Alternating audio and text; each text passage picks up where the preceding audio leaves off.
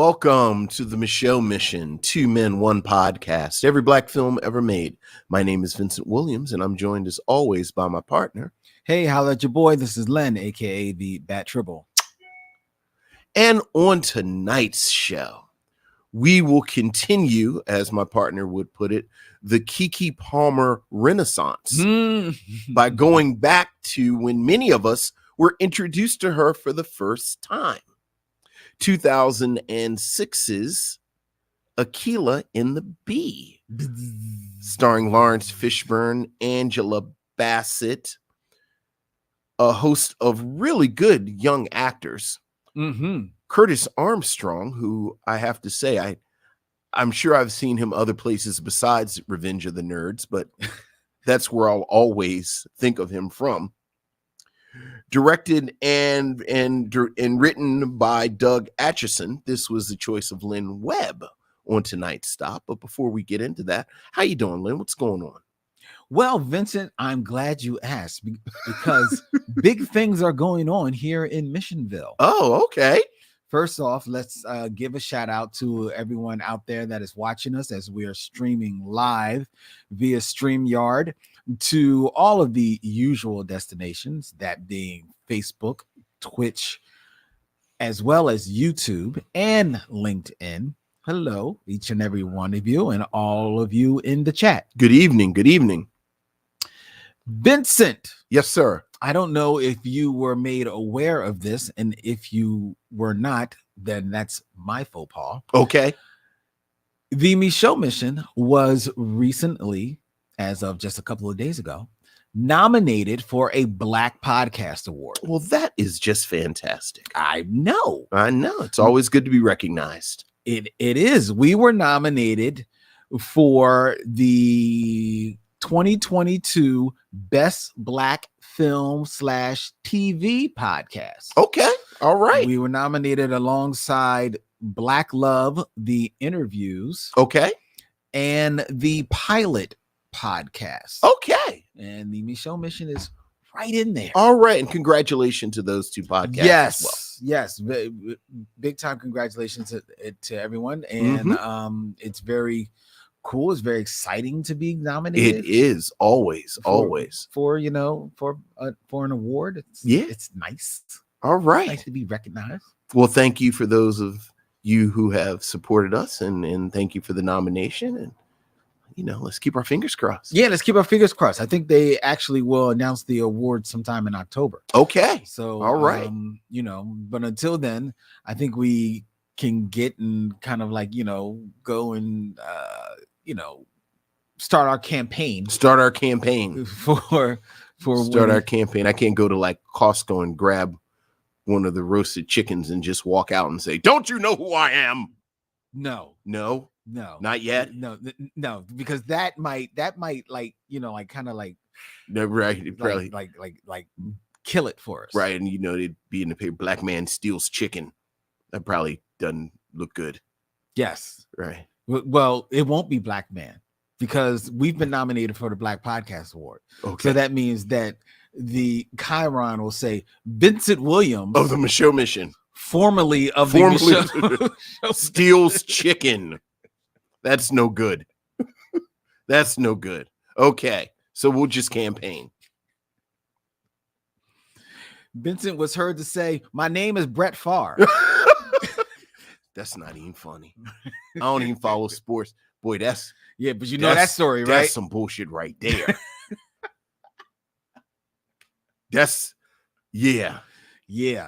Real talk. Shout out to missionaries in Mississippi. We're thinking about y'all. Yeah, man. Yeah. So I mean, but yeah, that's right. Yeah. We have some listener mail, Vincent. Hey, missives from the missionaries. Indeed, we do. And I'm going to go to that mail right now. If you'll give me just one momentito. We have a listener mail from Miss Cherie Garrett DeBrest. Oh, my cousin. Hey, Cherie. Your cousin. That's right. Good afternoon. I just finished Honk for Jesus, Save Your Soul after hearing your outstanding review last week. Okay. It did not disappoint. I do have 3 cents to share. Okay. All right. All right. Well, we will take all the pennies. That's right.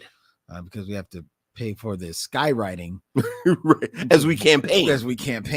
For your consideration. Number 1. I was not as bothered by all the too subtle changes in the film technique when shifting in and out of documentary mode. It made me rely on the changes in Trinity and Lee Curtis' expression and body language. Sterling and Regina taught a masterclass with how they managed that. Yeah. Number 2, I know you preferred the sermon rehearsal to be part of the documentary, but I think they needed that space to allow Trinity to verbalize what she has been holding in when the cameras are rolling. She showed some teeth in her criticism of his delivery, and that showtime is just as important to her as it is to him. See, I hear you, Cherie, but I disagree a little bit, because I do think that even in that scene, she's still, even though she's being critical of him, she's still very much like reining it in.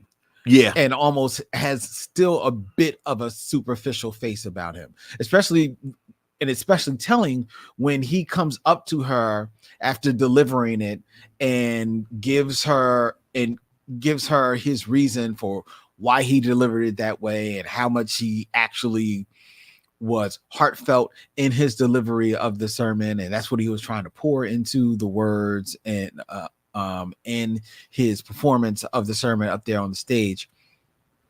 When she says words to the effect, well, I guess we want to see that. Yeah. Like she's very sarcastic, but she still is very reined in, and it almost still felt like a for the camera type of moment. And I disagree with you for a different reason. Okay. And we didn't, because going along with to my mind, one of the great themes of the film, and that is Lee Curtis as a predator. His body language when he comes off of the pulpit and comes towards her, and it's like over her, it's very threatening. Okay. I love the fact that she doesn't bend. Yeah. Like she's not phased at all by this man who, again, you get these snapshots, like you get these quick moments where you see the fangs. And this, in my mind, if the camera is off, he lets it slip more readily. It kind of goes along. There's a moment earlier in the film where he talks about they had deacons and they got rid of the deacon board, and it gets real cold and real serious. You talked about a disobedient follower, and his voice, like it's Sterling K. Brown, the serious actor, and the look on her face where she's like, okay, you're telling too much. So I kind of like that as a moment that the camera isn't on because of that, because this is another moment like him in the gym with the sound man where he thinks nobody is watching and it slips a little bit. Okay. All right. I'm not going to legislate this again. I still feel you wanted a documentary. Yeah, I still feel like it. I feel I honestly almost feel like that scene was shot as if it was they meant for it to be part of the documentary, because the way the camera is behind them. Right. And they messed up the aperture. Or whatever. Right. Maybe in the storytelling they decided to make the change. But I just don't. But that's just me. I mean, it's whatever. It's whatever. Your mileage may vary. The last of Cherie's pennies. 3. Lastly and sadly, the scene when Trinity couldn't take her eyes off the young men in the mall, that was all too familiar to any woman that has ever been cheated on. You find yourself looking at strangers wondering, is that his type? It is part curiosity and part hostility. Thank you always for giving me something to ponder and keeping me in stitches, Cherie. All right. Well, that's an interesting viewpoint. Yeah. I didn't think about it that way. Yeah. Yeah. I didn't think about it that way. Yeah. So like by that read, those might not have been the young men. Well, I don't. They were just a group of young men. Well, I think and even by the end of the film, I don't think you're meant to believe anymore by the end of the film that they were young men that had anything to do with the church. Right. They were just young men. They were just young men. Yeah. But her read on that, I guess I hadn't thought about that. I still think it's kind of weird to just be sitting there staring at people. Yeah. But I mean, I guess it can happen. Yeah. Yeah. You know? Yeah. So, and that would then play in to the satire of it is that could be like a black comedy type of dependent, if you arch it right. I don't think it's arched in that particular way, but I could see it arched in that way. Right. The thought behind the scene. Okay. All right. Thank you for the email. That's your cousin. Am I saying her name correctly? Cherie. Okay. I want to make sure that I'm saying it correct. Because I've gotten castigated by some people. I know it's all right. I feel like Miss Elena. I'm talking about you. You do need a hug? Are you okay? No. I'm fine. I'm fine. So that was our listener mail. All right. That we got. We also want to give props where props are due. Yes, sir. I don't know. I know you didn't make it out to the movie theaters. I did not. But I did not. I recently have joined seemingly all of Black America. Yes. In seeing The Woman King. Yes. Latest historical action flick. Mm-hmm. From director Gina Prince Bythewood. Yes. Of the Old Guard fame. Yes. I was about to say, is this her second action? Like really her big second action thing. Yeah. For the Old Guard. And starring Viola Davis, Lashana Lynch, and Tuso Mbetu. And John Boyega's in it, right? John Boyega. And let me tell you, this is it went on to gross, I think, just short of $20 million in its opening weekend. Exceeded expectations. Very much exceeded the expectation. Number one in the box office. And as someone who did sit and look at the film, I enjoyed it a great deal. Okay. I enjoyed all of the performances, especially Tuso Mbetu and Lashana Lynch. Viola Davis, you can't, it's Viola Davis, and so she's always killing it. John Boyega is definitely in a supporting role, but he's good as well. I mean, it's just really, really a good film. And I, call on everyone, if you haven't had the opportunity to make it to the theaters yet, please find your way to the theaters and check it out. It really, really is real dope. Yeah. Very happy for all involved. Also worth noting that Viola Davis was a producer.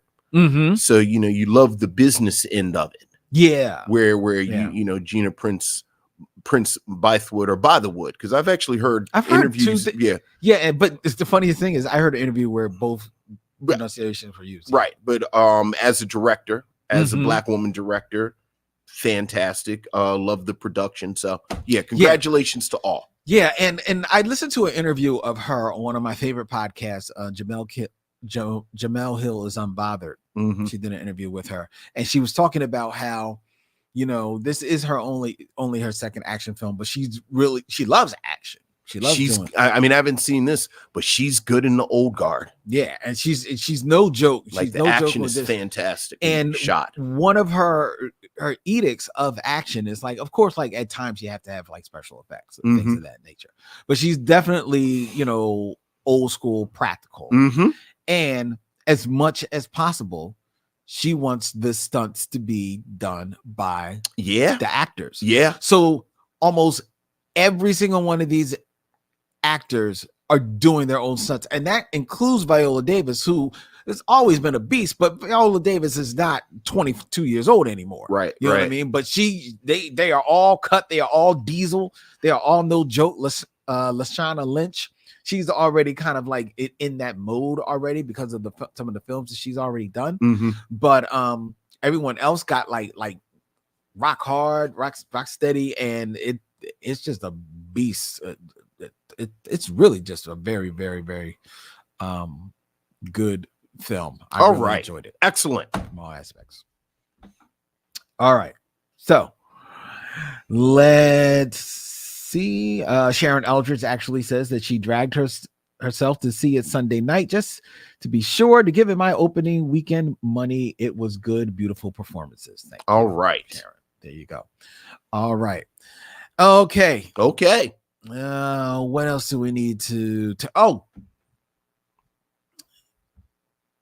I wanted to run this little thought by you in real time in front of people, which is the best way to do these things.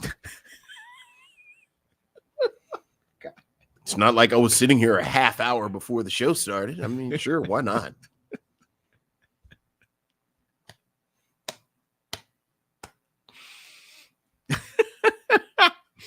No, seriously. Before we get to the top 5. Okay. Vince, what do you think about the situation in the Middle East? No. I came up. I had 2 ideas for a top 5. I ultimately went with one, but my first idea was because this movie, Akeelah and the Bee, is focusing on the Scribs National Spelling Bee. Yes, which is a sport if ESPN is to be believed. Yes, and definitely a competition. I was about to say, because if you've ever watched them, it's thrilling. It is no joke. So because of that, I was actually thinking about, okay, well then what do I want to talk about? Sure. So I was going to do like top 5 crazy, like top 5 movies about like crazy competition. Sure. Stuff like that. Sure. Right. So that'd be Running Man, Death Wish 2000. But you're already off and running. I was about to say, I guess Logan's Run wouldn't count. Logan's Run is not a contest. Yeah. Major League. Yeah, but Major League is still about baseball. That's not crazy. Oh, all right. It had to be crazy. Well, at least out of the ordinary. So Death Race 3000, Running Man, Cannonball Run.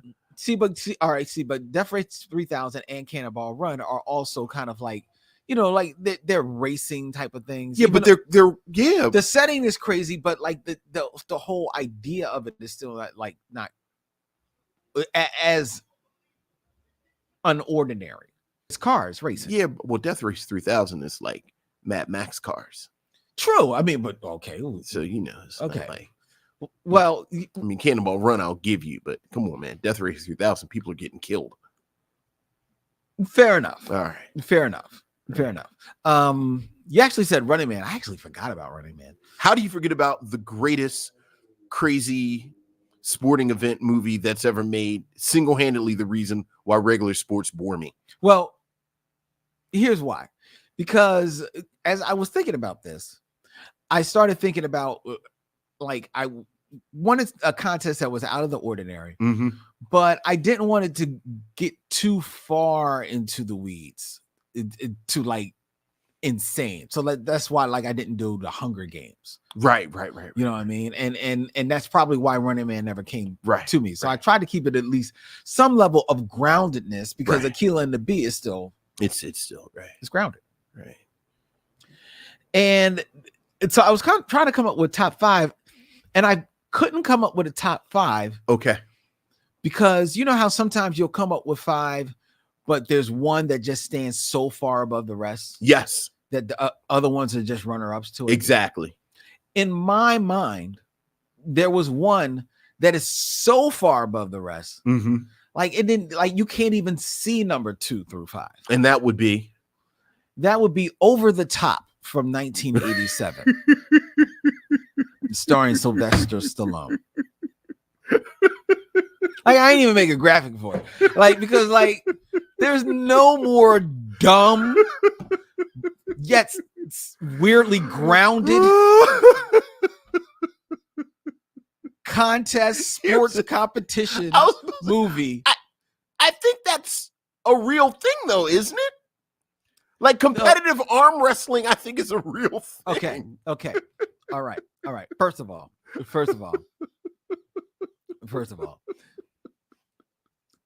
You have to tell people what this is. Oh, I'm about to tell you. All right. I'm going to give you, ladies and gentlemen, in case you are not know, because this is an old movie. It's from the 80s, for God's sake. It's from 1987. Oh, so much cocaine. In the height of Stallone-ness. Oh. Stallone-ness, Sylvester, his name, plays a trucker. And according to IMDb, he plays a tough trucker. Now, he has a name. Vincent, do you remember don't look it up. I don't remember off the top of my head. No, I'm not even. Stallone plays tough trucker Lincoln Hawk.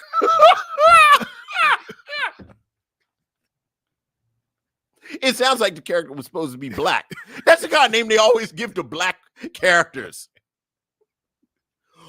Obsidian Johnson.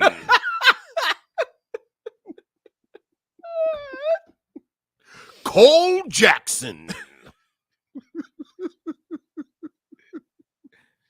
See, yes, you're right. He would be Cole. He'd be black. Because if he was white, he'd be Colt. Right. Tough trucker. I think that's what the blacks name themselves. Somebody give me another bump. Tough trucker Lincoln Hawk is determined to win back his son and triumph at the World Arm Wrestling Championships. Now, what that description leaves out is that Lincoln Hawk, while being a trucker and jetting across the country, is hustling at underground arm wrestling. That's right. Matches. There was an underground. There's a whole underground network. I forgot. All I remember is that he had his son with him. Yeah. And he was trying to reconnect with his son because he had gotten a divorce because 1987. Exactly. And people were getting divorces. Exactly. Yeah. So it was ripped from the headlines. So he's hustling at these underground arm wrestling, matches. However, the rules don't really work here. However, he needs the big dollars of the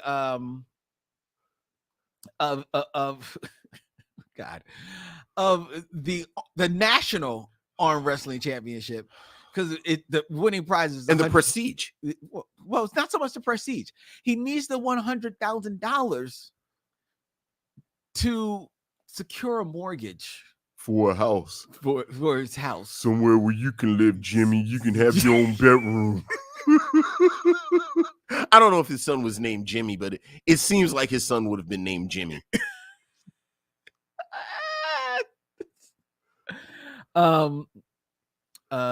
His son was named Michael. Was he played by his actual son? No.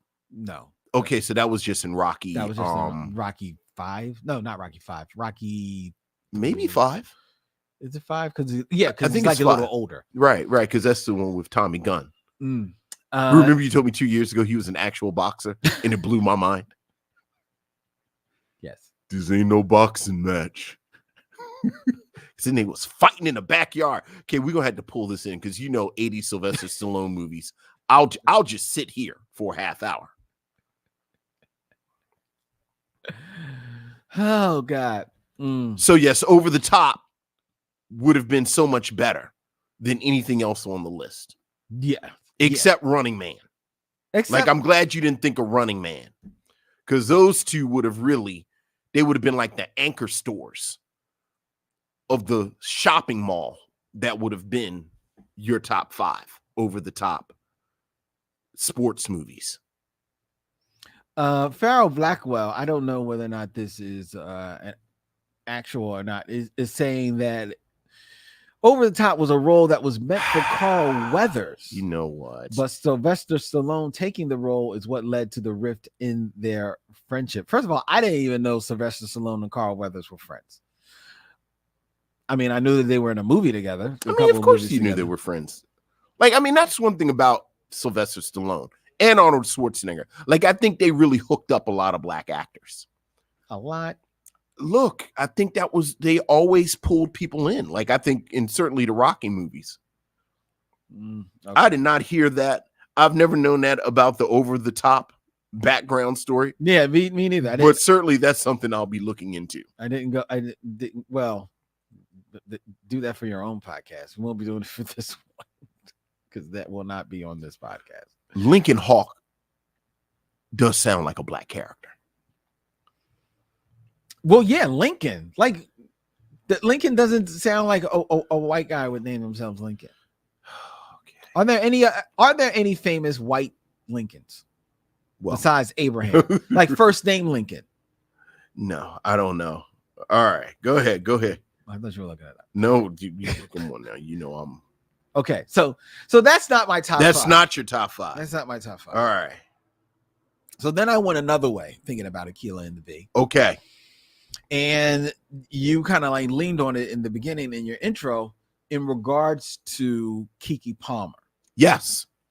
And the seeming renaissance she is having because of her performance in Jordan Peele's Nope. Mm-hmm.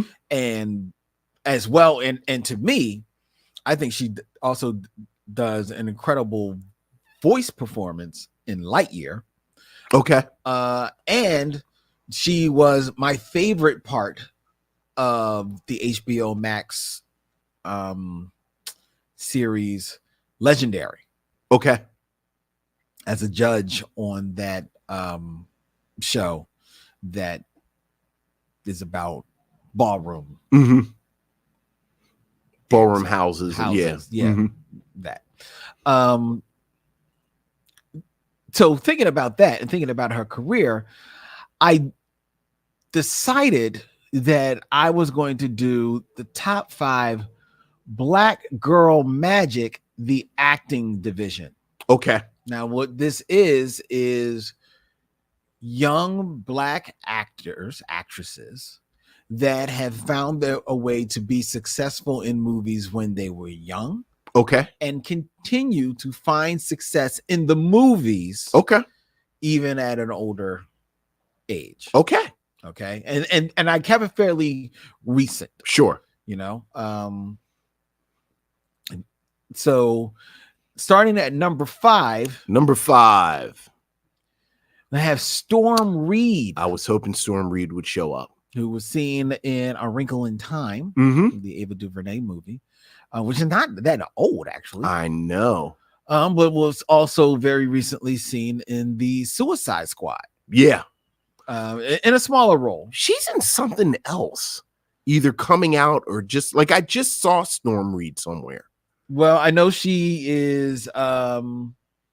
She had a role in Euphoria. She was in The Invisible Man. She was also, I think she's in I think she's going to be in the movie or is in the movie The Last of Us. I'm going to go to our IMDb, see what she is currently working on. Storm Reed. Yeah, I like Storm Reed. I like her a lot. Yeah, I do like her. I do. I find myself enjoying her work. Oh, I had forgotten. Apparently, she was in Slight. Okay.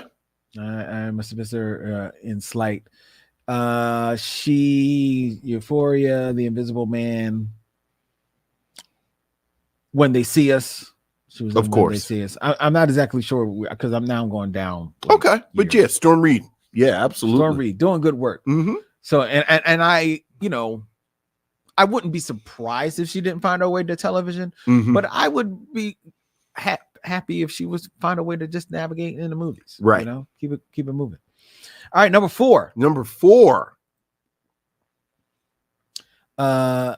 Sanaya Sidney. Okay. Who we saw in Fences. Okay. And then very recently is in King Richard. Okay. I still have not seen King Richard. What are you waiting for? I know. Vincent, I know.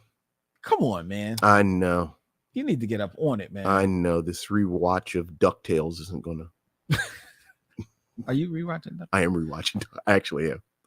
Like I started watching on a whim, and then I just got completely pulled in. Let's put a pin on that for trailer talk. Okay. All right. So yeah, she was in King Richard. She plays Venus Williams. Okay. In King Richards.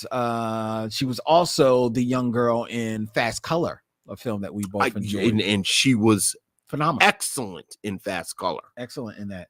And I like that she, again, at a young age is make that movie money. You know? Make that movie money. God bless him. Wow. Born in 2006. Don't do that. That's crazy. That in therein lies madness. don't even do that. I know, right? Yeah, don't even do that. She was born in 2006. Right. Vincent. Good googly. Yeah. All right. Number three. Journey Smollett. Of course. Of course. Smollett, of course, famously from Eve's Bayou. Yeah, in some ways the OG. Mm-hmm. Well, yeah, because I think she's just 30. Yeah. Yeah. Most recently seen in Birds of Prey. Mm-hmm. And Lovecraft Country. Well, Lovecraft Country, definitely. Right. And, Lovecraft Country, she did a phenomenal job with. Mm-hmm.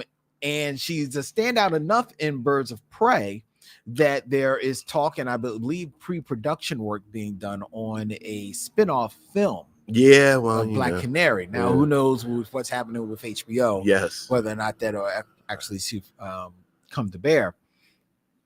But she is someone who we definitely champion. Absolutely. And if her work in Birds of Prey and in Lovecraft Country, and with that only being a one and done season wise, it allows her the opportunity for someone to pick her up and put her as the lead in a film.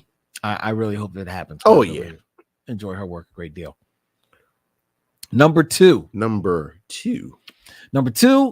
is Zendaya. Of course. And of course it has to be Zendaya, who was in Shake It Up very recently in Spider-Man Far From Home. Of course, she is an Emmy in an Emmy award-winning series Euphoria. 2 years in a row. On HBO. Won an Emmy. Yep. For outstanding actress. And she is an outstanding actress. I actually, knowing that she was a younger actress, I remember when the Netflix film, what's it called? Malcolm and right. With her and David Washington. Yeah. It's Malcolm, and I know you're screaming in the chat, ladies and gentlemen, but I'd like to find these things on my own. Malcolm and Marie. Yeah. And when she was cast in that, I remember thinking, she's kind of young to be cast in that film. But she holds her own. Well, what I thought was, I hope David Washington can keep up. Well, I actually think it's not a bad film. Yeah. I still haven't seen it. But when I heard these DuckTales are not going to watch themselves. Yeah. When I heard they were cast, and I like David Washington, but I was like, I hope he's going to be it's just the two of them. Yeah, and it is literally just the two of them. I hope he's all right. Well, he, it's a good film. It's a good watch. But I like her a lot. Very good watch. And number one, since Keke Palmer is our featured star. Our featured star. So I wouldn't be Keke Palmer. Number one, Amanda Stenberg. Yeah. Oh yeah. Rue from the Hunger Games. Yeah, it's where we met her. And very recently, or is it her or them? Oh, I think it's them. Yeah, that's where we met them. And they were in Dear Evan Hansen. Okay. And what I like about Amanda is that they have made a name for themselves also outside of films as a spokesperson and an advocate for LGBTQ rights. And just seems to be someone who wants to use the platform that they have for the betterment of this world in general. Yeah. And that is always something that I will applaud. And it's no knock to any of the other ladies here. No, not at all. But that is what foremost made Amandla stand out. Right. For me. And it actually says that she uses both she, her, and they, them pronouns. Okay, because we're good. I knew. Right. I thought I had heard both. Okay. Phenomenal actor. And whatever yes. pronouns you want to use. Yeah, absolutely. It's a good list. Yeah, it's a solid list. Is that a good list? Right. The five of them should make a film together. Just knocking over stuff and drinking tea. Why they gotta be knocking over stuff? And drinking tea. I said they would also enjoy. Who knocks over stuff and drinks tea? I don't know. That's what the movie's about. That could be that could be the log line. Who knocks over stuff and drinks tea? 5 phenomenal young actors, as you've never seen them, coming together to defeat Keke Palmer. The Tea Tumblers. Rated R. The Tea Tumblers. Rated R. Hey, A24, give us a call. Mm-hmm. Now I see people, like some people are referencing Sharon Eldridge, who apparently must be a relative, has her hand up high for Megan Good. No disrespect to Megan Good. I like Megan Good, but I don't think Megan Good has ever been as good as she was in Eve's Bayou. No. And I like Megan Good a lot, but yeah. No, I would totally agree with that. Yeah. All right. Let's see. Farrell Blackwell said, I see Nia Long coming up at the top. I know. No, this is real. This is real. This is real. Okay. All right. Now it is time, Vincent, for the Game of Kings. The Game of Kings. Wish we had some dragons. We don't have dragons. We do have theme music. Violins playing. Well, you would be surprised what a person can do with just a sensitive touch and a sensitive sound.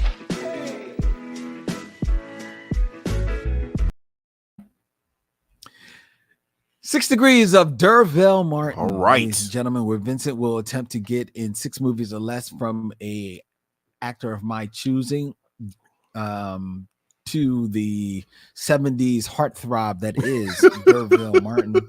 Ladies love cool Durville. Yes, they do. LL Cool D. All right, Vincent. Now, this first actor, I did not come up with this one. Oh, this one was presented by our associate producer Maurice Poplar. Challenge from Mo. Challenge from Mo. Okay. So in 6 movies or less. 6 movies or less. Durville Martin. Durville Martin. 2. Ed Begley Jr. Ed Begley Jr. See, again, these are TV people. All right, what is Ed Begley Jr. in? All right, what movie is Ed Begley Jr. in?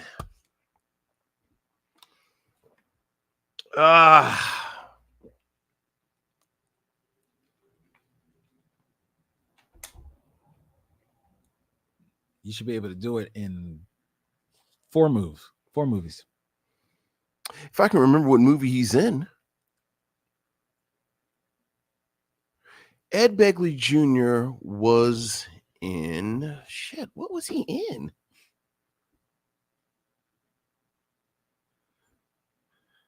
What is Ed Begley Jr. in? He's not in a lot of movies, but he's in a few. And of course, I don't know if you've seen this movie, but I'm pretty certain there is at least 2 movies that I know that I'm safe in saying you saw. Yeah. Give me one. I just see him on TV. Okay, let me go to his. Like he's a TV guy. Okay, I hear you. I'm going to go to his filmography. Junior. Ooh, no, that'll be too easy. He's a TV guy. Well, he's got a long filmography. Does he really? Mm-hmm. He's got a long filmography. I'm looking at his filmography right now, man, and this is films. This is not television. No. I hear you. This is at least 40 movies. Ed Begley Jr. Oh, I cannot think of one movie he was in. Okay, I'm going to give you one that not one. Maybe a hint.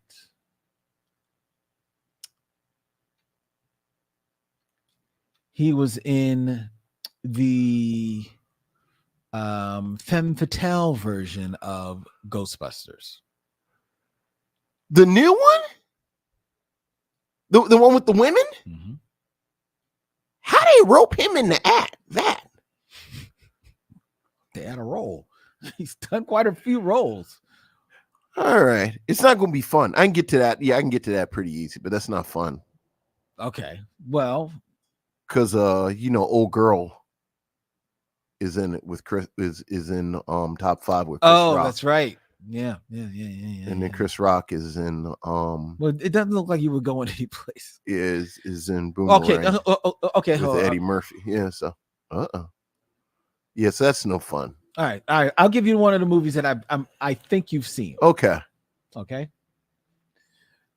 He was in Begley Jr. Ooh. Feels like he would be in a Ron Howard movie. Ooh. Did you see Transylvania 65000? I did. See, something told me you did. That's not the one I was going to go to. And all I remember is Tim Curry. Tim Curry. He was Ed Begley Jr. was in This Is Spinal Tap. He is in This Is Spinal Tap, isn't he? All right. Yeah, that's enough to work with. Okay.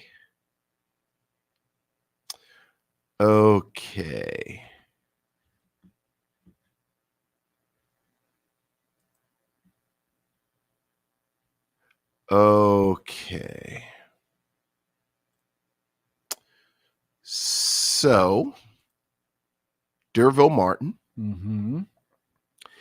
is in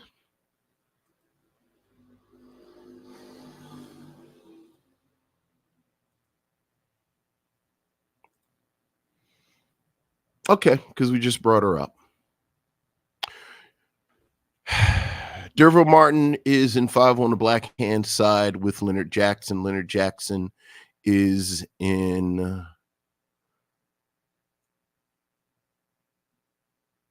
Harlem Night. No, not Harlem Nights. I'm sorry.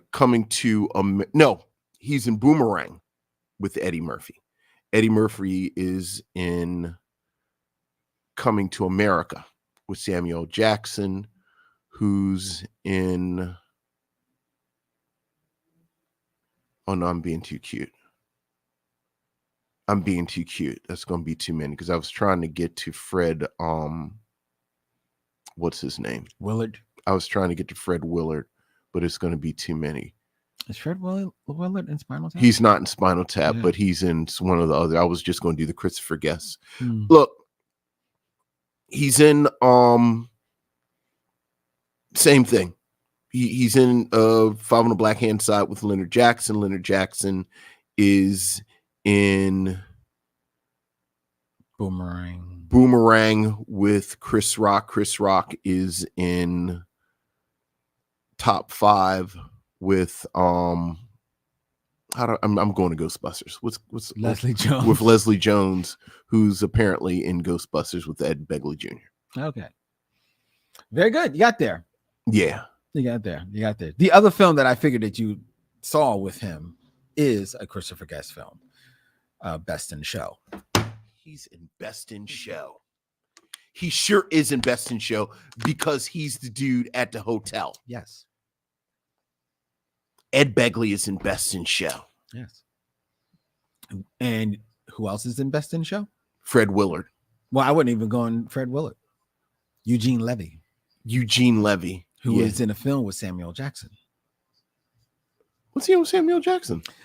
It's The Man or something like that. Yeah, I never saw that. But but Best in Show is a pretty target-rich environment. Ed Begley Jr.'s got a long filmography, man. I didn't realize it was this long. He was in, like, I'm just going to name some of these movies that he was in. So we got, of course, all the Christopher Guest films, as well as This Is Spinal Tap, which is actually a Rob Reiner film. And I always make that a Chris Guest film because what's Everybody his name is in it? Yeah, Michael McKean, almost all of them are in there. He was in Eating Raoul. He was in The In-Laws with Peter Falk and Alan Arkin. Oh my God, I probably have not seen that. I saw that on like a Saturday afternoon once and said, "Oh wow, this is pretty good." It's a damn good movie. I never would have remembered Ed Begley was in that. He has an uncredited role in Batman Forever. Yeah. He's in Addams Family Reunion. Yeah, you're not really saying much that I'm going, oh my goodness, of course he was in that. He was in Autofocus, which is the film about Bob Crane from that I never saw. Oh, really? Yeah, never saw it. Movie that made Greg Kinnear a star. Yeah. He was in, there was another movie I saw here he was in Pineapple Express. Never saw Pineapple Express. Yeah, it's a dumb little movie. I thought Greg Kinnear really came. So Greg Kinnear was already a star when As Good as It Gets came out? Yeah.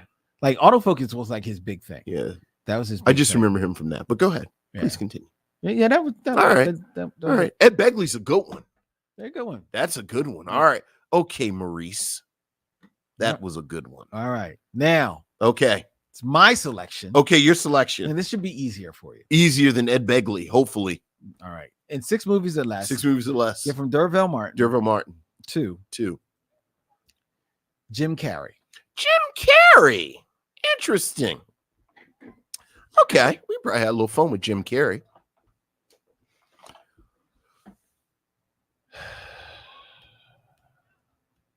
Durville Martin is in The Final Come Down with Billy D. Williams.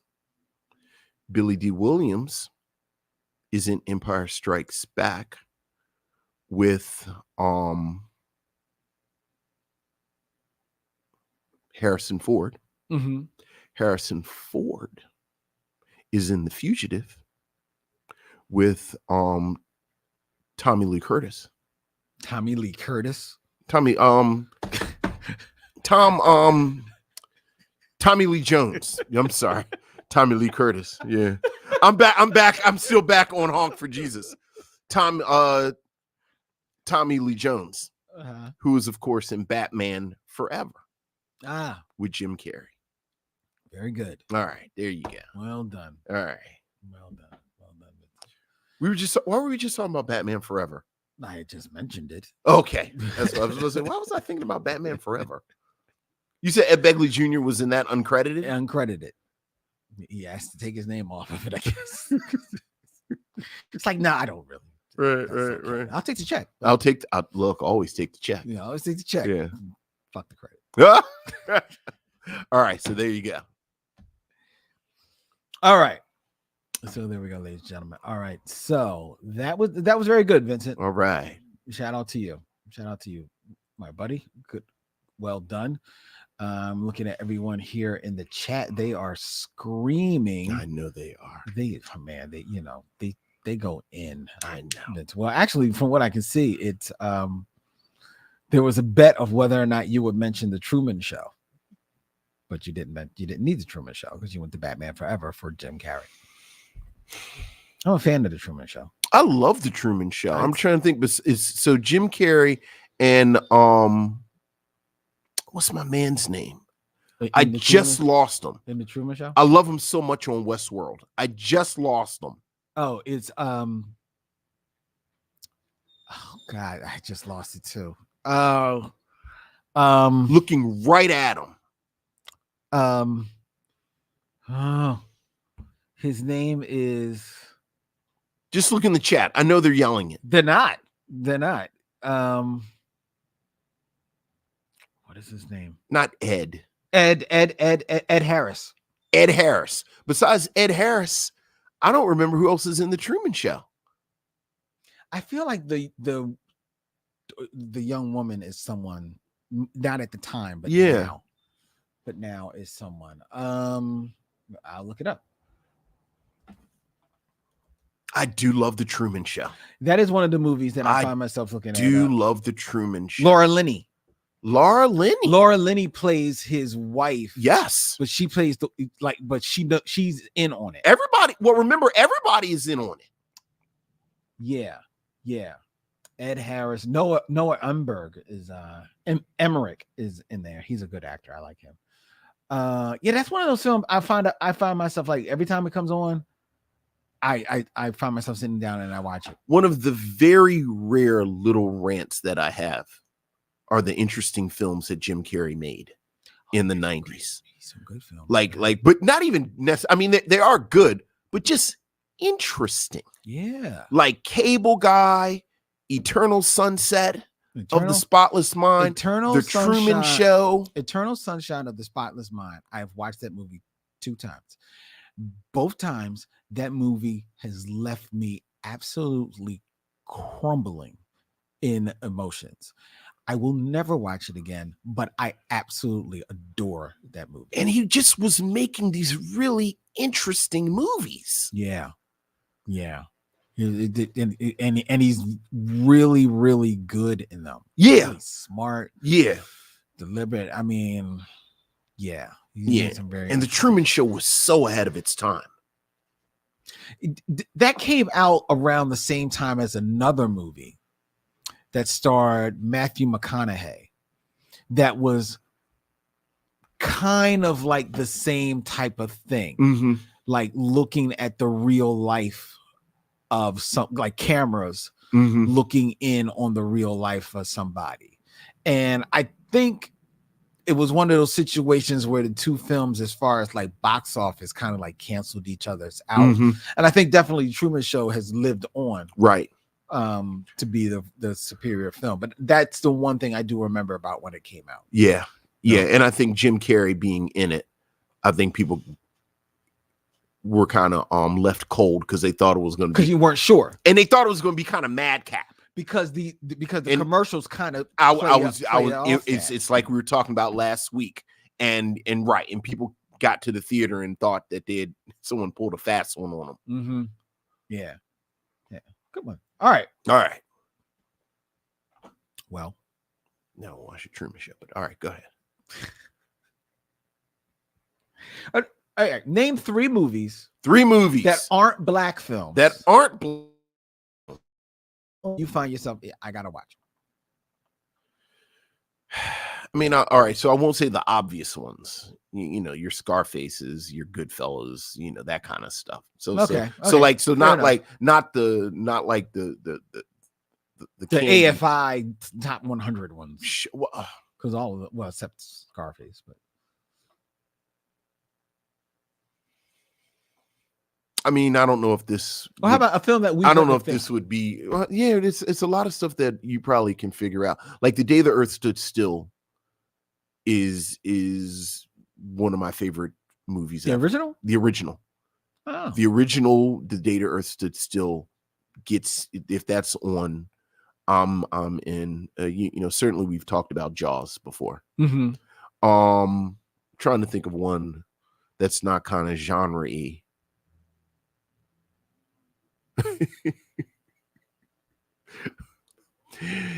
Me and Wendy actually cracked some type of weird code of mine. Like I realized that I have like this affection for this group of white women, and like we couldn't figure out why these why do I have such a soft spot for Lily Tomlin and Dolly Parton and Jane Fonda. It was like because it's 9 to 5. Okay. And I put it all together. There was a story about the Netflix show. That Jane Fonda, yeah, and I never, it was like 9 to 5. 9 to 5 pulls me in. If I will change plans. Really, I love 9 to 5. That's adorable. Yeah, that's absolutely adorable. So there's 3. My 3 that we wouldn't think of. that we wouldn't think of. So don't talk about Wuthering Curtains of Desire from 1940. Starring Charles Huthinson. All right. My 3 films, color division. Right. Wuthering Curtains of Desire. Look, there are some very good black and white films. No. Yes. Anyway, my 3 films, from the 70s up. Yes. Perfect. Wuthering Curtains of Desire. Shut up. That's got to be the name of our narrative podcast. Yes. Wuthering Curtains. Wuthering Curtains of Desire. Tune in as Rick says. Anyway, listen. Okay. Listen. All right. 70s division. 70s and up division. 70s up division. Okay. Would be The Truman Show. This Okay. Is all right. The question. I can't turn from it. I sit and watch it. Mm-hmm. And we're saying white, not black films. Not black films. The other one is Quiz Show. Really? Yeah, with Ralph Fiennes. Interesting. I really get that movie just draws me in. I saw it. And It John was, Turturro. it was very, very good. I've never felt a need to watch it again. But you're saying it's on. I'm watching. that's a good rewatch film. Yeah. Okay. That's it. I will jot that down.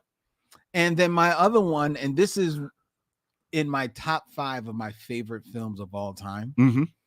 And it's not the only one from the 70s on up, but it's the only one that would not be like on everybody's list. Like Sure. The Godfather or something. Sure. Like that. And that would be Roxanne with Steve Martin. That's a good movie. I just watched that movie again, like maybe last month. That's a good movie. I love that movie. Is that the same dude in Always? The guy who is kind of like Right, the big dumb jock guy. I don't know. I don't actually know him from anything else but this. I may have seen him in other things, but Yeah. it didn't resonate. There's one that I like. It doesn't come on that often. What, Always? Always. I've never even heard of it. Yeah, Richard Dreyfuss plays a pilot, I think, who dies. Richard Dreyfuss. And then his widow soul?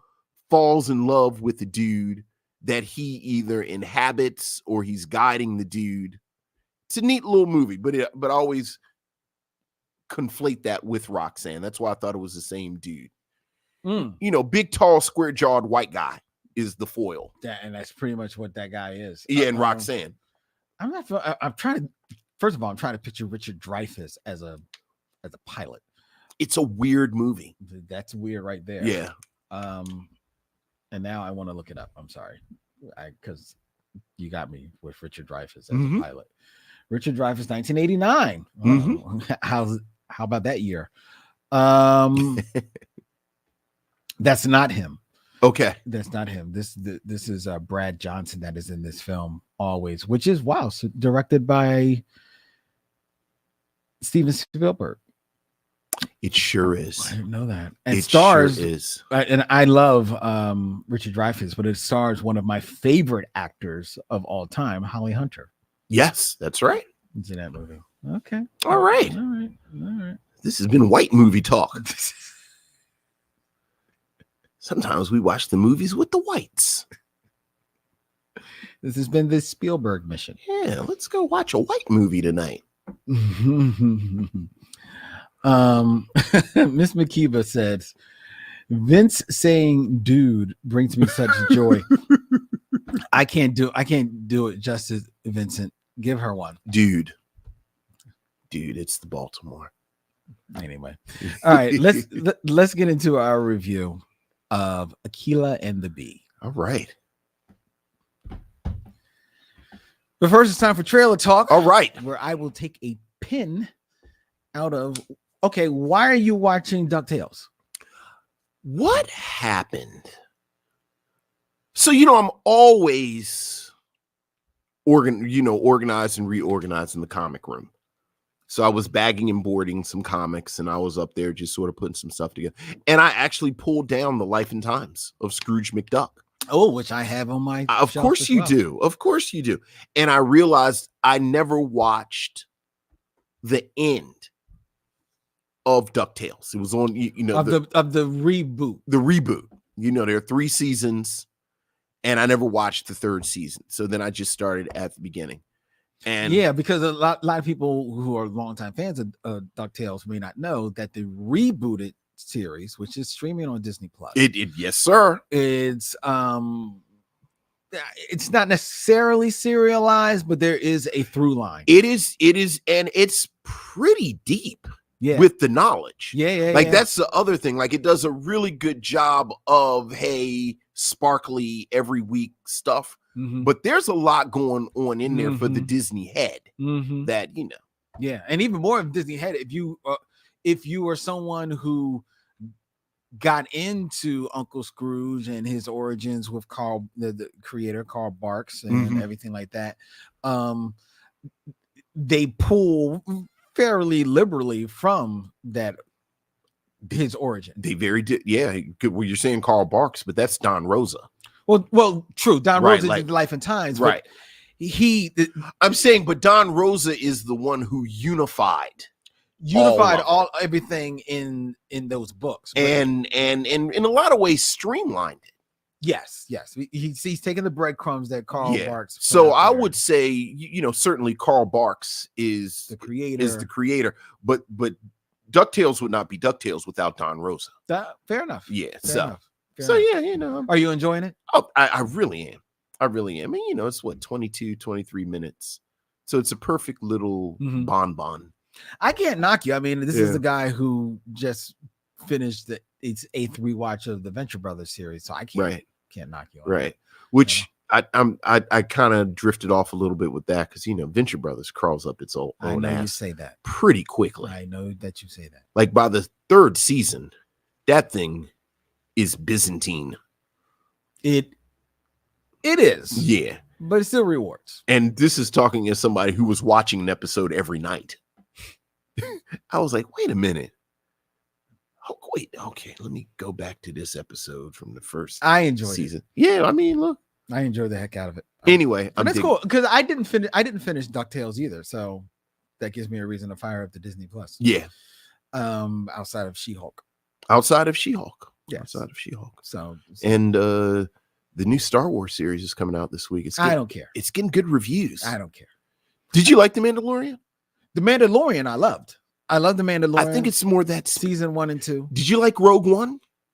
The movie? Yeah.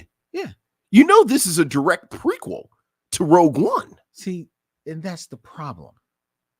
Like, he's going to die. So it's a prequel to Rogue One. Yeah. I don't need a prequel to Rogue One.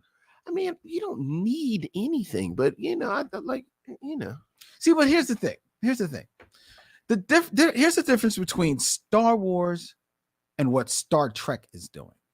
Okay. Star Trek, by virtue of success or whatever, they definitely are playing. They're giving you the member berries with Picard, right? And Brave New Worlds. But wait a minute. They're giving you the member berries with Picard of.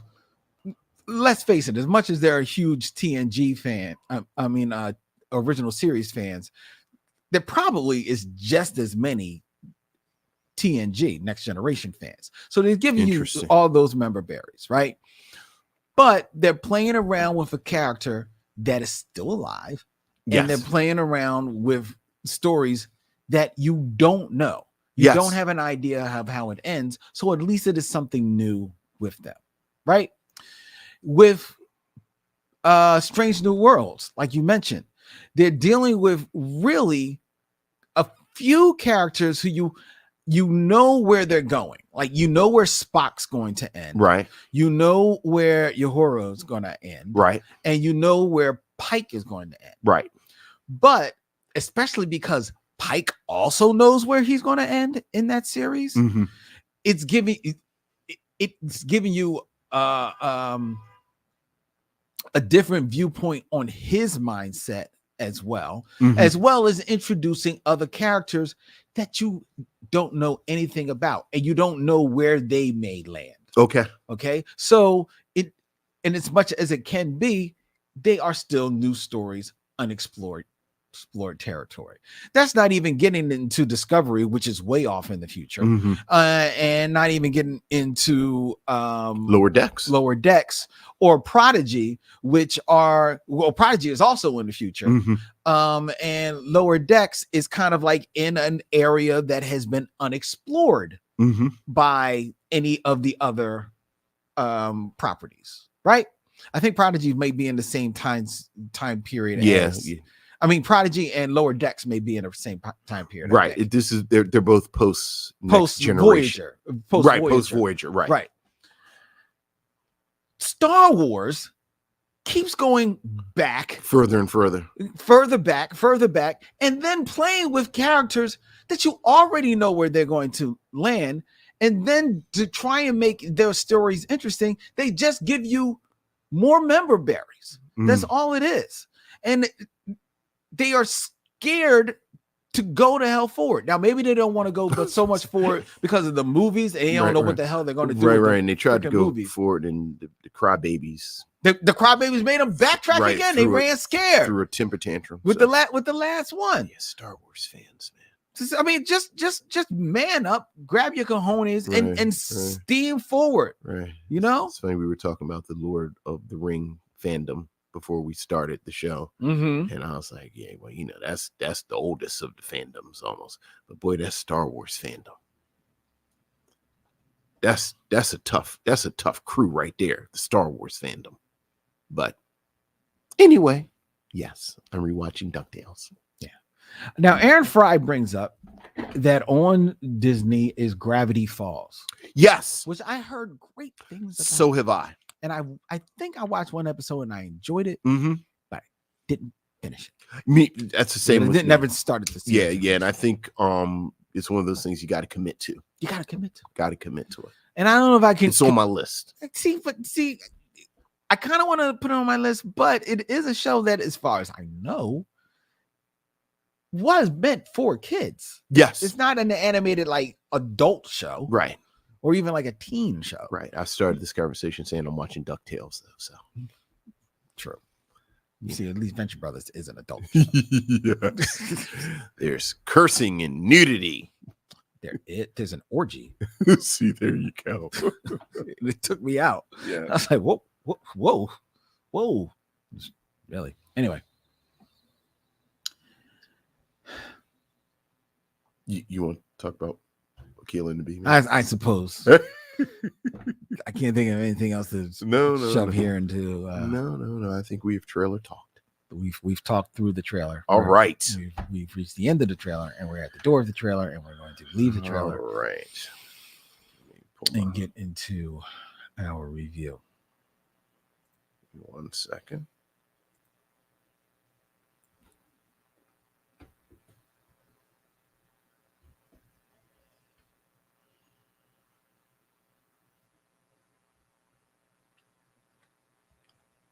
While you're doing that, I'm going to answer a question.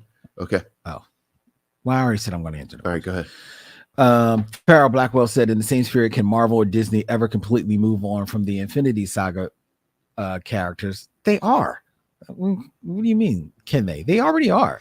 Yeah. Now, whether or not people are going to embrace them, I think is what remains to be seen. Yeah, it remains to be seen. But you can't say that they aren't. Yeah. You know what I mean? I mean, come on, man. All right. You ready? Yeah. All right. Akeelah and the Bee, a 2006 drama written and directed by Doug Atchison, tells the story of 11-year-old Akeelah Anderson, a South Central student who participates in the Scripps National Spelling Bee. Her mother, her schoolmates, and her coach, Dr. Joshua Larrabee. Starring Laurence Fishburne, Angela Bassett, and not quite introducing Keke Palmer, because she did appear in the film before this, but certainly this is her first time front and center Miss Keke Palmer. This was the choice of Lynn Webb. Lynn, let's talk about Akeelah and the Bee. Let's talk about Akeelah and the Bee. Everything I'm about to say is a preface to my review of the movie. Okay. Just let you know. So, Akeelah and the Bee, which the log line says it all. It's about a young girl from South Los Angeles who tries to make it in the national spelling bee. Cut and scene. But everything else in between of this is the story of friendship, is a coming of age tale.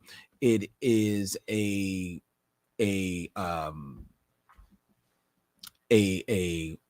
mentor story, a young Padawan story, and it is the blossoming of a superstar before your eyes in Keke Palmer, sharing the screen with two certified superstars of their own in Laurence Fishburne and Angela Bassett. This film, which was written and directed by Doug Atchison, actually it captured in the opening scenes of this high school just some of the camera angles that he chose, looking into the high school from outside the window so you can see the dust and scratches. Middle school. You can see the dust and scratches on the window. You can see the crowded stairwells of all these uniformed kids walking up and down. You see the broken lockers. That's 3 quick scenes in the opening montage of this film. And it sets the scene right there. Mm-hmm. You're in middle school. You see the life of the liveliness of these kids. They don't seem like they're not, it's not a typical inner city school as depicted by Hollywood. Mm-hmm. It is a school as it really is in the world. It's just kids getting along. You know, some you don't get along with, some you're good friends with, and some you just don't even deal with. And it's just the hustle and bustle of being a middle-aged kid in South Los Angeles. And it is all captured right there in those first 4 minutes. It sets the scene, lets you know, it's like, okay, I know where we are. And then the film introduces you to Akeelah, played by Keke Palmer, as well as her girlfriend, Georgia, played by Sahara Gary. And these two friends, as they are walking up the street, just contemplating life, are a joy to behold. It is a friendship that feels real. You're immediately inside their friendship. You're inside their friendship even from the beginning when you see them in the classroom. And it's a classroom. It's not like any movie classroom, even on television. Sometimes it's like over the top with the kids, like being disobedient. And I'm not saying that kids can't be rambunctious in classrooms.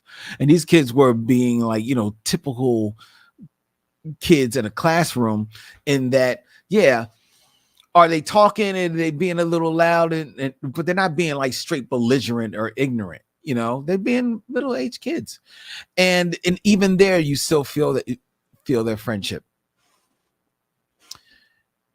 Like I was invited into this world, and I felt like I wasn't watching a movie. It was almost like I was a fly on the wall in the life of this young girl, Akeelah Anderson. Watching her navigate at home with her mom, who is overworked and always working. Her assortment of brothers and sisters. She has 2 older brothers and an older sister, because I believe she's the youngest. Mm-hmm. They all have a very realistic familiar relationship with one another, where there is definitely love, but we are all individuals. She's got an older brother who's in the Air Force, who's living it, trying to use the military as way out of his circumstance, and by way of him getting out of circumstances, is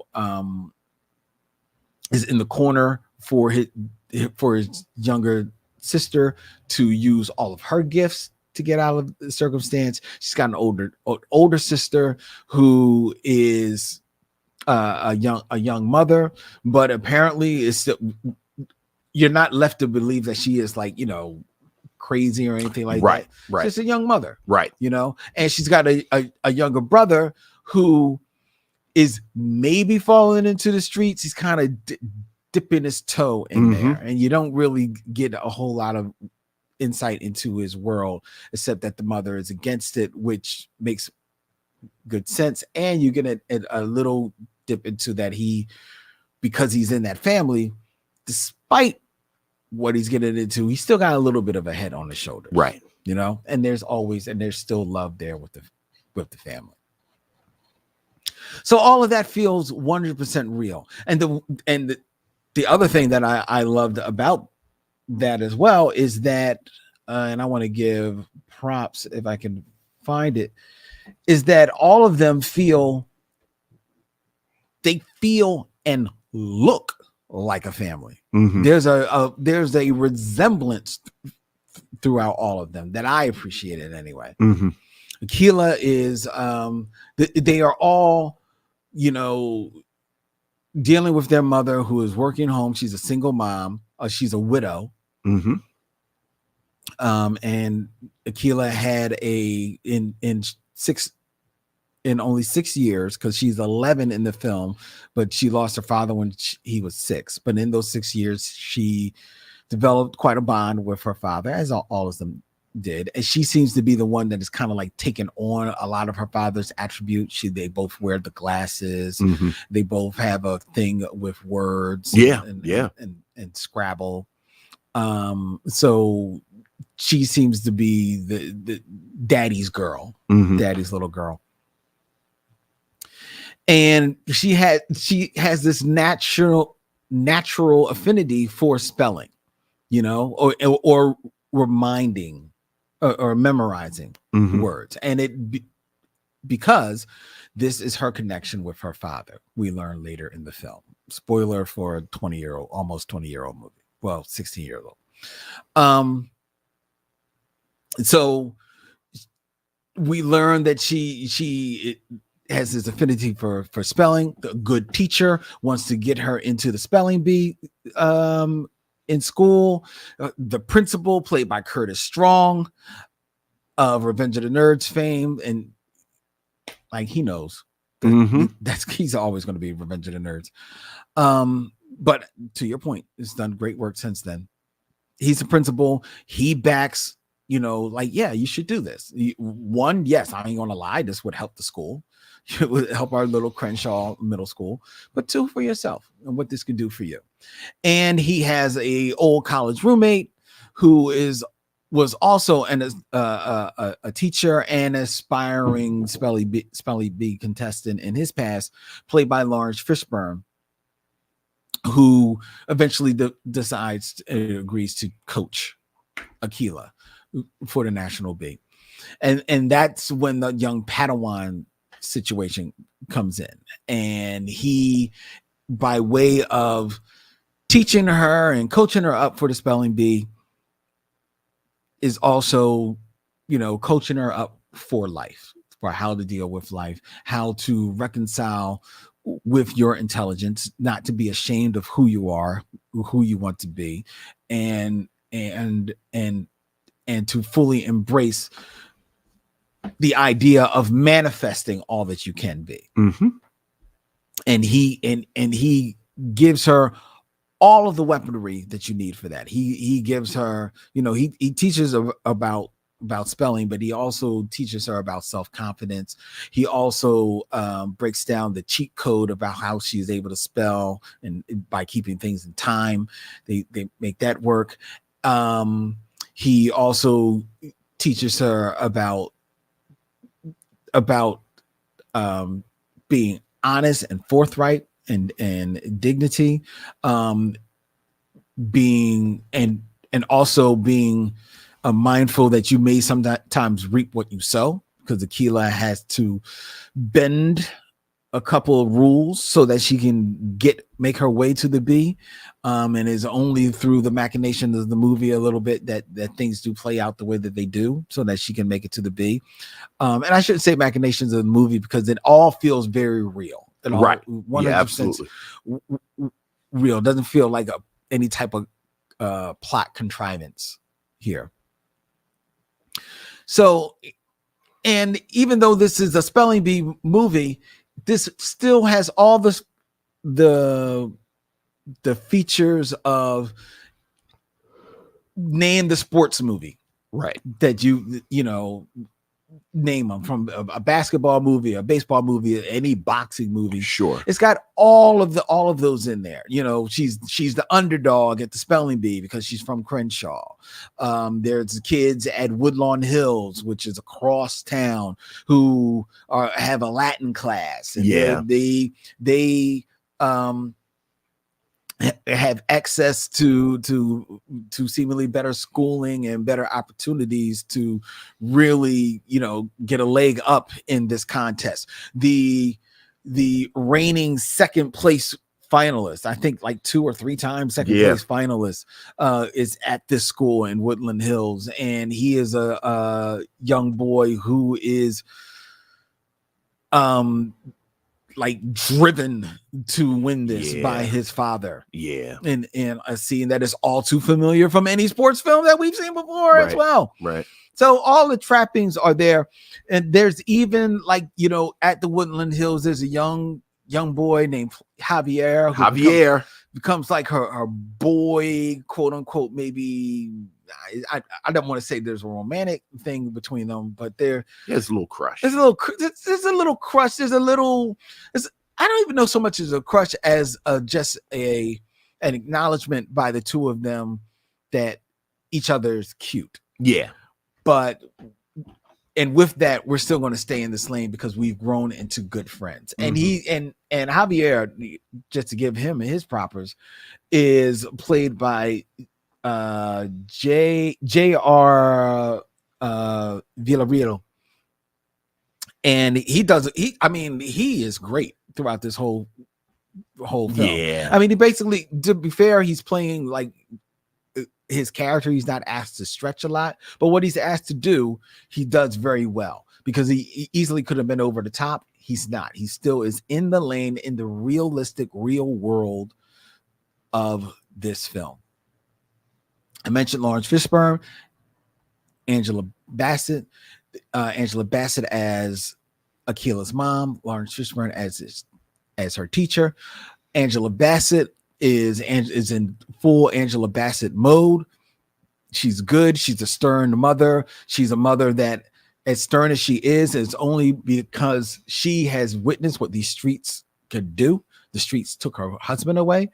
The streets threatened to take her son away, and she will not have that. And as she is struggling to try and keep her son in check, she at times has to be, you know, something gets lost in the shuffle. And at times that's Akeelah and her dreams with the spelling bee. It's real world. It happens. It's not her being a bad mother. It's being a mother kind of stretched and has to, you know, put her resources where she thinks they are needed at the moment. But she's great, and she gets that across throughout the whole film. Laurence Fishburne, in a role that I read was originally they were looking to cast Sidney Poitier in. Hey, aim for the stars. I guess. Yeah. And they realized they wanted someone a little younger. Yeah. A lot younger. And thus they went with Laurence Fishburne. I think that's a smart choice. Absolutely. I think that's a smart choice, primarily because I think Laurence Fishburne, despite how long he has been in the game, you got to remember he's been acting since he's been like 2 almost. He can play calm. Like Laurence Fishburne can be very intense. We know this, and he can like command the screen, but he is a very he's a very considerate and gracious actor. He's giving, and he loves, and I like seeing him work with people, and especially with Akeelah. They work very well together in this movie. You learn that he suffered a setback in his life that kind of resonates with Akeelah and gives you a little bit of a hint to why the two of them connect so well. That part felt a little okay. This is very cut by the numbers, paint by numbers as far as the sports film type of thing. Right. But yeah, I didn't mind it because it's portrayed so well. It's done so well. Everything on this film is done so well. The direction, the writing, all of the acting, it is done so well, and it gets over because of Keke Palmer. Because Keke Palmer at this very young age is a superstar. Yeah. From the first moment she steps onto the screen, you cannot take your eyes off of her, and yet she never overplays a scene. She never underplays it. She's right in step. You almost feel like you're not even quite sure if she is acting. Which is a compliment to her, especially at such a young age. She is witty, she's smart, she gets over there. There are some very touching scenes that she gets over. You feel the connection with her mom. It doesn't feel saccharine at all. It doesn't feel phony. It feels realistic. You feel her connection with her brothers and her sisters. You feel that like they are real brothers and sisters, and not just two actors in a room. And it's not like phony TV brothers and sisters. It feels real. Every relationship that she is in the midst of in this movie feel 100% authentic, and that is primarily because of the work that she is doing in this movie. She just still steals it. She kills it. She kills it in this movie. All of that packages together to make a sensational film, Akeelah and the Bee, which I thought I had seen before. Oh, okay. And I maybe had seen pieces of. I don't think I've ever seen this film. So this is my first time watching this film. Nice. And now that I have watched the film, I will give you my review of Akeelah and the Bee. And my 2-word review of Akeelah and the Bee, yes, is fuck Rocky. I don't never ever need to see Rocky again. Never, let alone he lost. But I never ever need to see Rocky again. If you want to see the best sports competition movie that is out there, it is without a shadow of a doubt Akeelah and the Bee. Yeah. This is everything you said. Yes.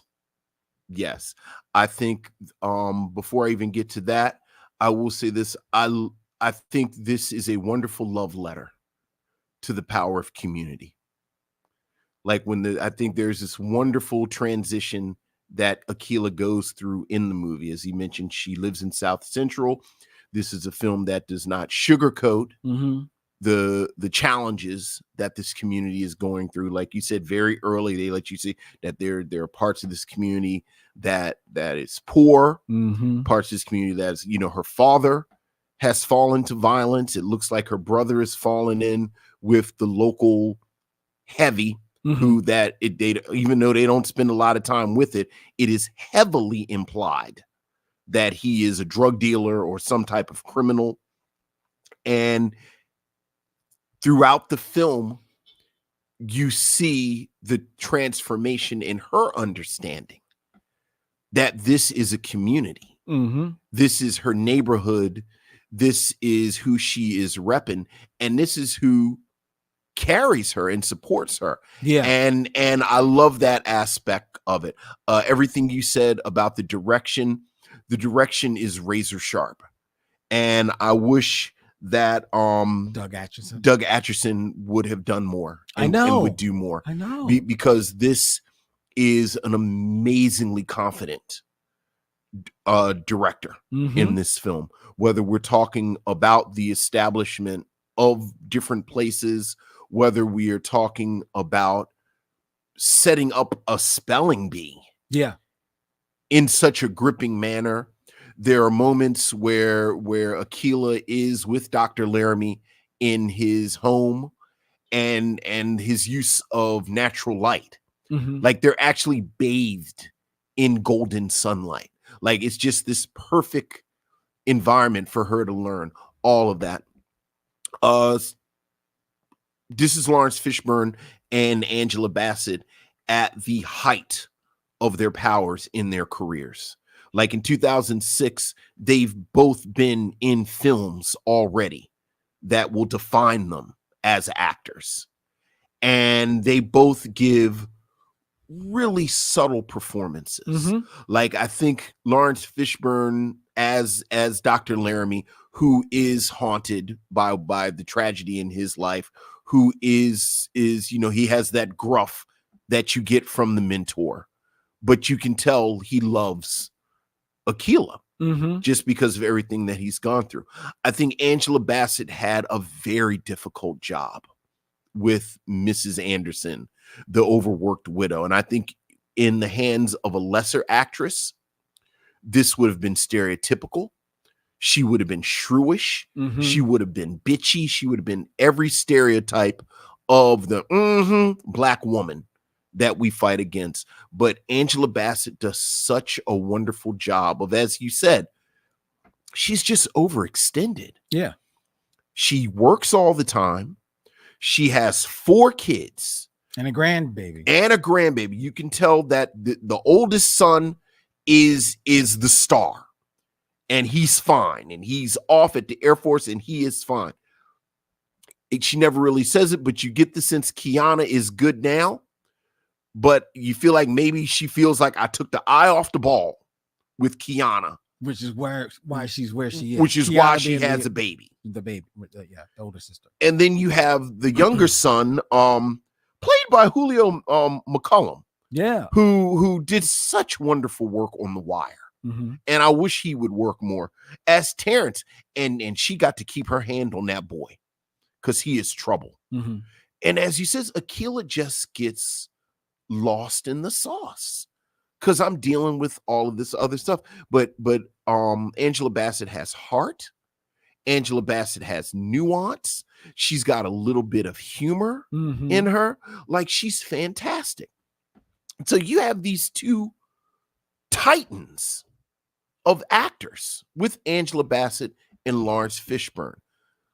But that damn Keke Palmer holds her own. She don't even care. This is her film. And the best decision that the director makes, and it was a gamble. Like you're rolling the dice, putting an entire film on the shoulders of a child. Keke Palmer is in almost every scene. And she is wonderful. Yeah, she is wonderful. As you said, I'm talking about Angela Bassett and Laurence Fishburne, but as you said, with her principal, Curtis Strong, with all 3 of her siblings, with her best friend, with her new paramour, her new right. But even with Dylan, the evil spelling champion. She has such charisma. She has such chemistry. She has all of that with all of these people. And this is a film that I think is unapologetically heartwarming. Yeah. Like you mentioned the fact that it very much and some of the criticism says this, that it very much follows the formula of these films. But I think this film, it's sort of the difference between a burger off the dollar menu and I don't know, a Shake Shack burger.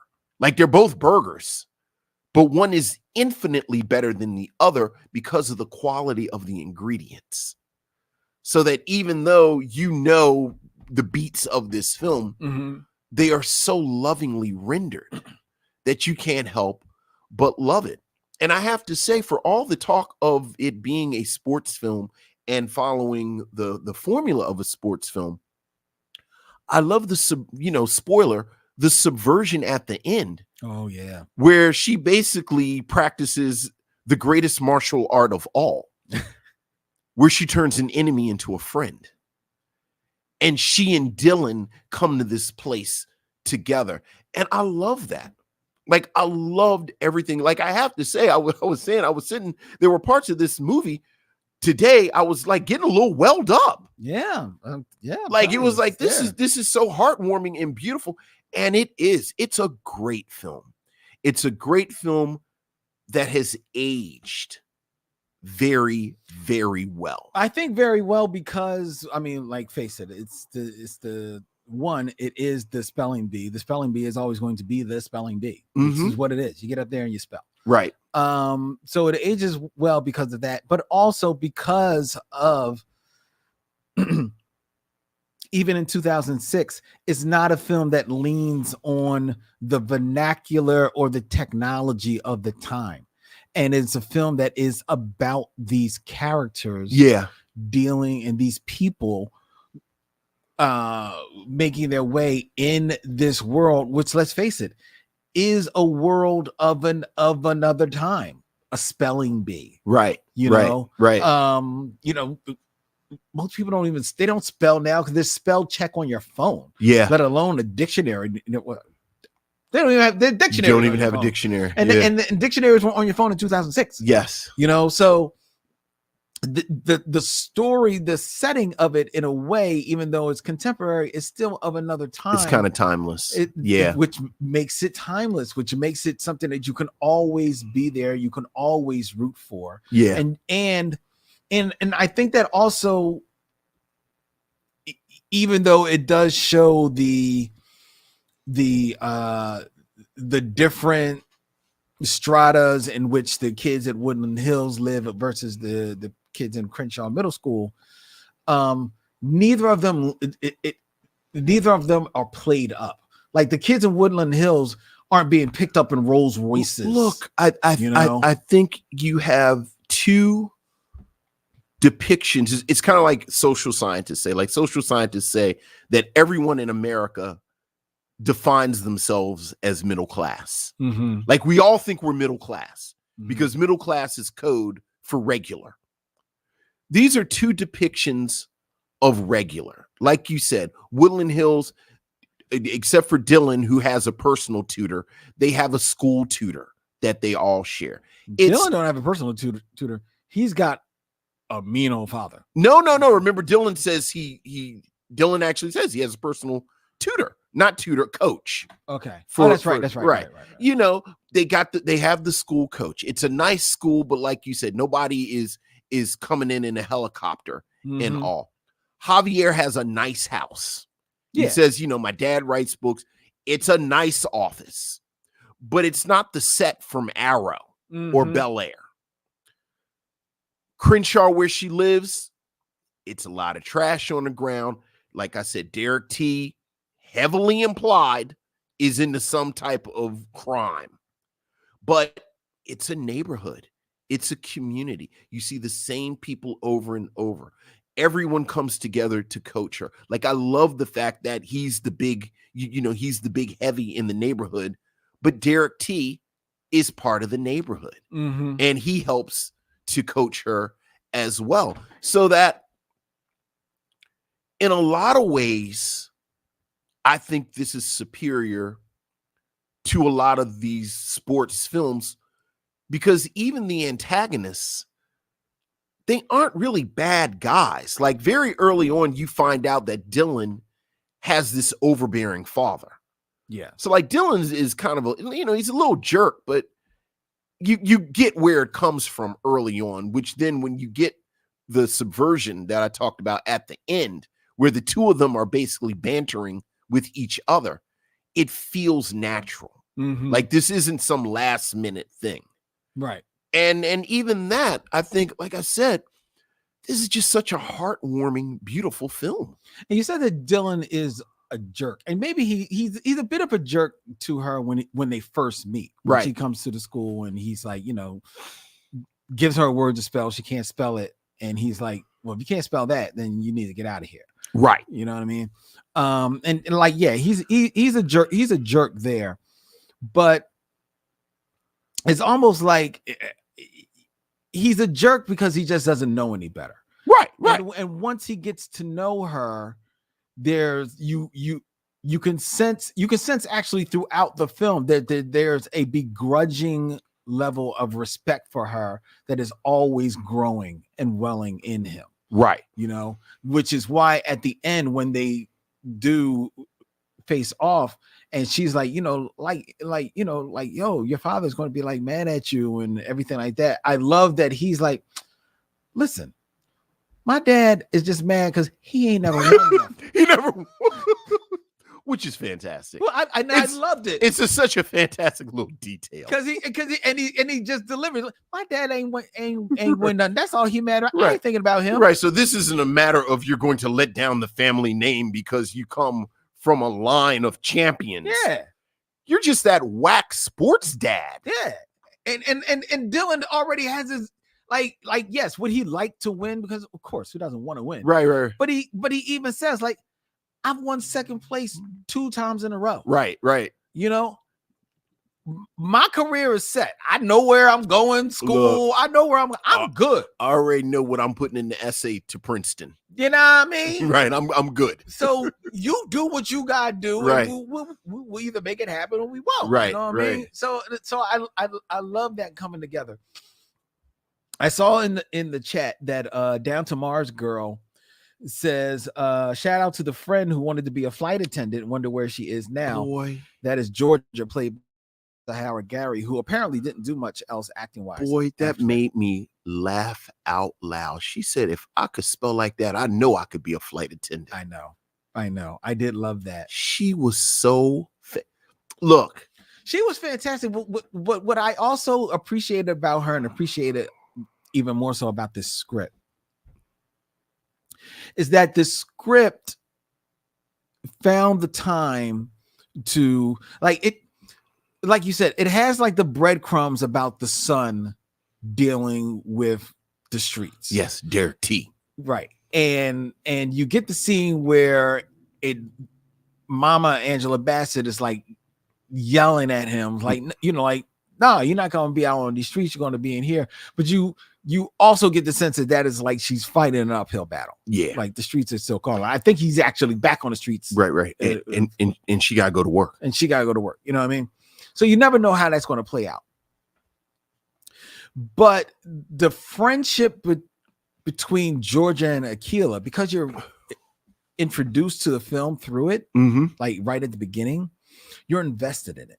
Yeah. And even though they don't have a lot of scenes together, the scenes that they have, they're best friends. Yeah. So that at the scene where later on Akeelah, in developing a friendship with Javier, is going to his house for the birthday, I think it is spot on that she invites her best friend. Hey, I'm going to this great house for a birthday. Why don't you come with me? Like, sure, I want to come. Yeah. And then she gets intimidated, right, by looking from the outside at everybody there. And I don't know, who knows why she's got intimidated, but I can understand her. Sure. I mean, it's the balloons and you're seeing like these kids from, and by kids, let's not, not to put it too fine of a point on it. There's a lot of white kids. I don't really, I'm from Crenshaw. Right. So you're worried about maybe embarrassing yourself like that. And you're hanging with your friend who, if nothing else, knows how to spell the words that these kids are going to be saying. You may not even know what the words are. Yeah. So she gets intimidated by that, which then leads her to recede a little bit from their friendship, right? As Akeelah starts to rise a little bit, and she becomes like the talk of Crenshaw because this is young kid from Crenshaw is going to be in the National Spelling Bee. it plays out in a scene where Akeelah comes to her house, not ambivalent to what's going on, but it's coming to her house to because she wants to see her friend. Yeah. Oh yeah. And her friend, I think, even though she has receded from their friendship, from the limelight of their friendship a little bit, it's still very much her friend. She's got probably a little bit of jealousy, a little bit of envy, a little embarrassment or whatever. But she tells her, yeah, but I still want you to make it. Yeah. I still want you to do it. Yeah. Akeelah says, I'm going to quit. And she says, I don't want you to quit. Girl, you better go do that. Yeah. Like I love you, but go do that. Yeah. And then Akeelah presents her like, yeah, but I'm going to do it. I got to do it with you. Right. Because you're my best friend. Boom. That's it. Love that. I love the economy of that script. Yeah. Because in lesser hands, that had been this whole, yin and yang and all this other strum, and you didn't need it. It was just two girls talking as friends. They're still friends, finding a way to navigate with one another. And let's make it happen. And then Georgia is right there with her mom, cheering on her best friend. Look, I love that's the scene that almost made me cry. Yeah. Look. What else can you say about Akeelah? I can't. Yeah. Yeah. Well, even before we get to that, the cherry on top? What's the cherry? Of Akeelah and the Bee? Like the cherry on top that I thought about the whole time I was watching it. A few years ago, when Zala Avant-Garde, the little sister who was the second black person to ever win the spelling bee, actually won the spelling bee, Keke Palmer called her. That's right. And said, you're the real Akeelah. That's the first cherry on top. The second cherry on top, and maybe it's not a cherry on top of ice cream, it's more like sometimes they give you two cherries in an old fashioned. So it's like the second old cherry in old fashioned. Keke Palmer, in her doing the circuit this summer, the interview circuit, because in the publicity, because of Nope, was a wonder and a joy. Yes, she was. I watched every bit of interview that Keke Palmer did because she is fantastic. Mm-hmm. And one of the most fantastic moments from Keke Palmer this summer was her doing her imitation of Angela Bassett. Oh, really? I didn't see that. If you have not seen Keke Palmer imitating Angela, it is hilarious. So is she doing just Angela Bassett, or is she doing Angela Bassett? She is doing Angela Bassett in the Jacksons, An American Dream. Oh, wow. And then what is the other movie? And I don't even know what, because when she starts doing Angela Bassett as Katherine Jackson, I heard her on the phone. I don't even remember the other one. But now every time I watch Akeelah and the Bee, I'm wondering, is Keke Palmer studying Angela Bassett so that she can work on her Angela Bassett impersonation? Well, this is probably where it started. Yeah. This is probably where it started, yeah. So those two things I thought about the entire time I watched this. Having said that, okay, Lynn. Yes. Would you recommend Akeelah and the Bee? I would not only recommend, first of all, yes, I would recommend Akeelah and the Bee. I will go one further step beyond that. I think that Akeelah and the Bee should be must watch for a family. Yeah. Oh, yeah. I think this is an excellent movie for a family to sit down and watch. If you've never seen it, you should see it. If you did see it, I guarantee it's probably been a long time. It's worth revisiting, rewatching. It still stirs our heartstrings. It's still very funny. It still has great performances, and it's a phenomenal film. And I love the film so much that I watched it, enjoyed it, and in this digital age, I ordered it, and the DVD is making its way to me because this is a film that I want to own. Yeah. I 100% agree with you. I think everyone should see Akeelah and the Bee. I think since 2006, this is one of those films that immediately became a classic, like a Black classic film. And certainly bus rides, family reunions, family gatherings. It's funny you said that you thought you had seen it, but you don't know if you've seen it from beginning to end. And I know that's absolutely correct, because since 2006, I know for a fact that you've been in housefuls of Black people that this was playing on the television somewhere. Yeah. And it 100% deserves that honor. Mm-hmm. That when you think of films like The Wiz, you think of films like, The Preacher's Wife. You think of films like, as much as we're not fans, but, Tyler Perry's entire body of work.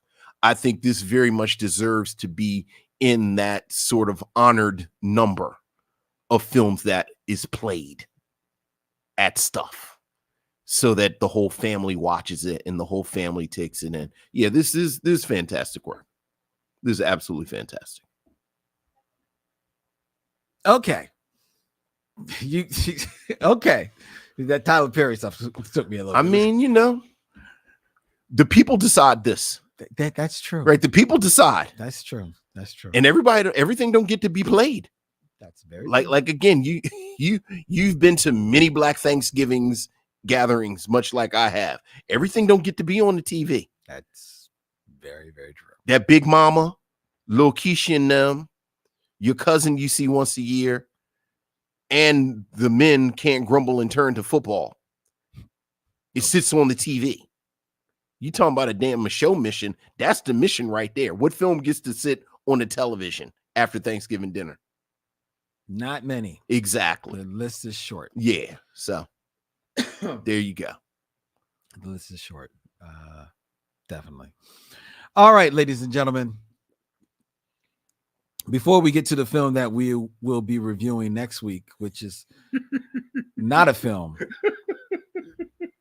Hey, do you little stuff? We'll get to that.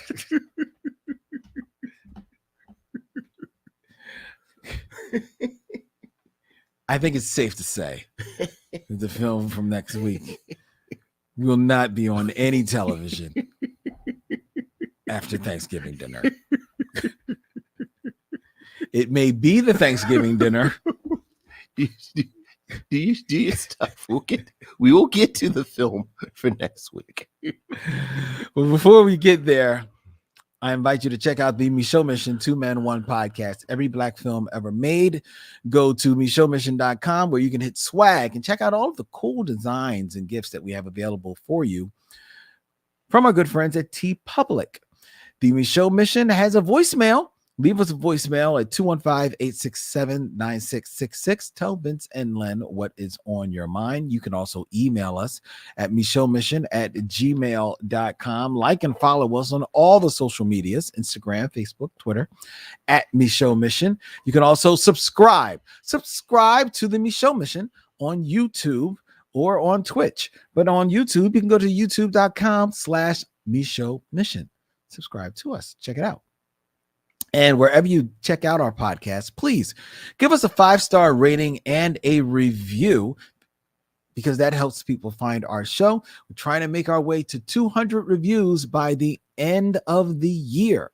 So if you've already left us a ranking and a review, please tell a friend. If you haven't, take a couple seconds. Take a second to leave us a rating, and it takes even maybe a minute more to write us a little review. They rock. Please do. Thank you. And the Micheaux Mission is a proud member of the Podglomerate curated podcast network. They make podcast work. All right. I want to let you know that the music for the Micheaux Mission is presented to you by our good friend Alexa Gold. Our social media is handled by Toya Haynes, and assistant producer for the Micheaux Mission is Mo Poplar. Next week on the Micheaux Mission, it's that guy's choice. Yes, Vincent. Sir. And for the first time in a long time, he dug in the crates. He scraped the bottom of the crate. Actually, he reached to the bottom of the crate, found a hole, moved Soul Plane out of the way, Have you ever seen this? No. Then what? You don't know then. Oh, I know.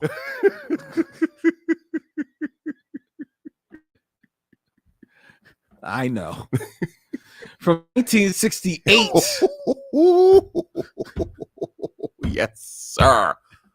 Oh, I've been waiting for this. Oh my God. Yes. 1968, ladies and gentlemen. Mm-hmm. Sammy Davis Jr. Peter Lawford. Salt and pepper. Sammy's face says it all. Directed by Richard Donner. Directed by Richard Donner. The man who bought you Superman at Superman 2. 1 and 2. 1 and 2. But first, he had some salt and pepper. Also, Lethal Weapon. The precursor, which was the sequel, perhaps. Salt and pepper. Also, The Omen. So he just got all the bad stuff out of his system with salt and pepper. Also, The Goonies. Richard Donner has directed some stuff, including Salt and Pepper. The film upon which he cut his teeth. The real question, however, is did he direct the sequel to Salt and Pepper? There was a sequel to. All right, never mind. One more time. We'll talk about who directed the sequel to Salt and Pepper. Because that's a famous director as well. Here's a hint. He's huge in France. Oh yeah, that's who directed it. Sometimes we're not thinking of the same person. But that's next week, ladies and gentlemen, here on the Michaud Mission. Until then, he's Vince, I'm Len. And in parting, we say, we'll see you when it's time to meet again.